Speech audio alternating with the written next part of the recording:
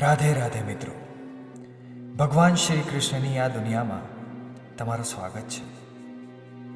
હે મુરલીધર, હે દ્વારકાધીશ, મારી તમને હૃદયથી પ્રાર્થના છે કે જે કોઈ પણ ભગત અત્યારે સાંભળી રહ્યો છે તેના જીવનમાં સુખ, શાંતિ, સમૃદ્ધિ બની રહે અને તેના માર્ગમાં આવતા તમામ સંકટો દૂર થાય. તો ચાલો મિત્રો, પ્રભુના નામ સ્મરણ સાથે જ્ઞાનના આ સાગરમાં ડૂબકી લગાવીએ. તો મિત્રો, મારો તમને આજે એક પ્રશ્ન છે કે દુઃખ આવે ત્યારે ભગવાનને દોષ કેમ આપીએ છીએ? તો મિત્રો, આ વાતને આપણે સમજીએ. એક ગામ હતું, તેમાં મોહન નામનો એક માણસ રહેતો હતો. મધ્ય જીવન, નાનકડું જીવન. મોહન રોજ મંદિરે જતા, પૂજા પાઠ કરતા. પણ એક વાત હતી, કંઈ પણ ખોટું થાય તો સીધો ભગવાનને જ દોષ આપતા. ધંધામાં નુકસાન થાય તો કહે ભગવાને હાથ પાછો ખેંચી લીધો. દીકરો ન સાંભળે તો કે ભગવાને કિસ્મત જ એવી આપી છે. બીમારી આવે તો કે ભગવાને જ આપી. એક દિવસ બહુ તકલીફ આવી, ધંધો બંધ થવાની વેળા આવી ગઈ.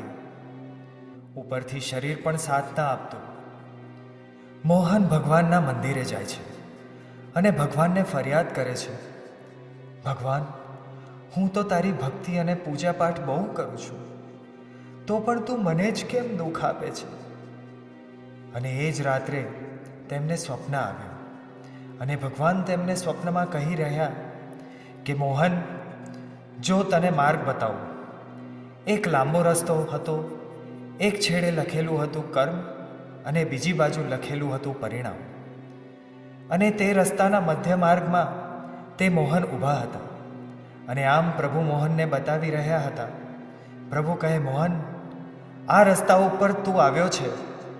મોહન કહે, હા પ્રભુ.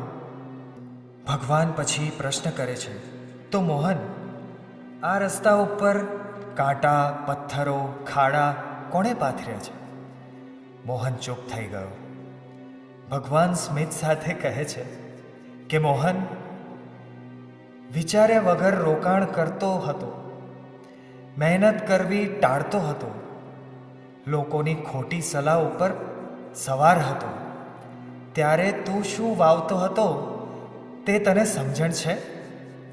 મેં તને બુદ્ધિ આપી, સમજ, સમય આપ્યો. જ્યારે પરિણામ ખરાબ આવ્યું ત્યારે મને તું દોષ આપે છે? આખરે બધા નિર્ણય તો તે જ લીધા છે ને?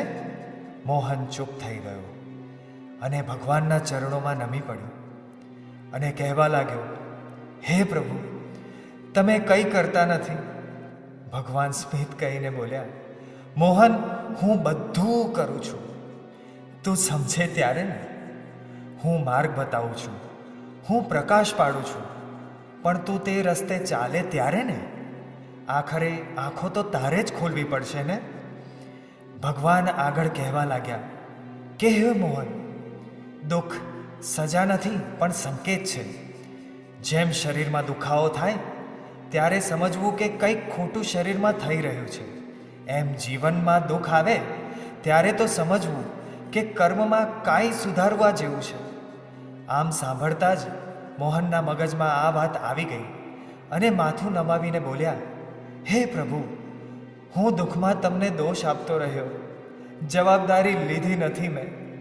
ભગવાન કહે છે, જે જવાબદારી લે છે તે જીવનમાં આગળ વધે છે અને જવાબદારી નથી સ્વીકારતા તે ત્યાં જ અટકી પડે છે. સ્વપ્ન પૂર્ણ થાય છે અને સવાર પડતા જ મોહનને આત્મજ્ઞાન થયું અને પોતાના કર્મમાં સુધાર કરવા માટે વળગી પડે છે અને અંતે પરિણામ સુખદ આવે છે. આમ મિત્રો, આપણે પણ ભગવાનના બતાવેલ માર્ગ પર ચાલવું, જેથી આપણે આડાઅવળા માર્ગ પર ચડી ના જઈએ. રાધે રાધે.